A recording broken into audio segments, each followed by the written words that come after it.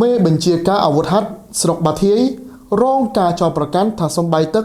ពីឈ្មួញរកស៊ីដឹកអស់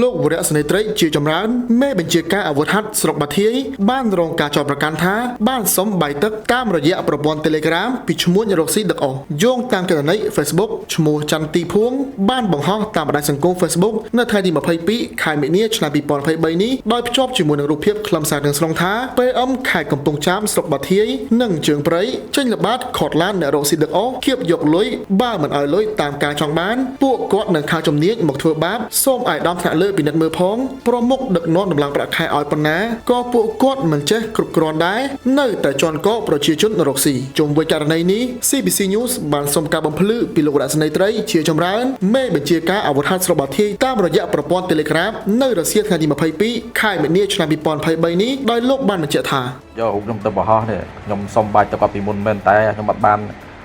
គាត់មិនឲ្យលុយខ្ញុំទេអត់មានបានអីឲ្យខ្ញុំមកកាក់ម៉ាស៊ីនទេគាត់ថាគាត់អត់មានទេបងអើយកូនខ្ញុំអត់ឈប់សុំរហូតទៅយូរហើយរាប់ខែហើយបងមួយខែជាងហើយដល់ពេលគាត់មានរឿងជាមួយខាងព្រៃខាងជើងព្រៃទេបានគាត់យកខ្ញុំទៅកាត់តបោះជាមួយនេះខ្ញុំបានហើយនេះពីកម្មវិធី One Insight ក្រុមហ៊ុន Markland គម្រោងដីឡូនិងលំនៅឋានដែលមានទីតាំងនៅក្បែរតំបន់ដែលមានសក្តានុពលបំផុតនៅក្នុងខេត្តត្បូងឃ្មុំទិញដីចំការខ្នោការ៉ុតពីគម្រោង Riyadh Farm ទទួលបានការមើលថែទាំតាមស្តង់ដារកសិកម្មទំនើបធានាលើទីផ្សារនាំចេញចំណេញប្រាក់3ដងជារៀងរាល់ឆ្នាំរយៈពេល10ឆ្នាំពេញ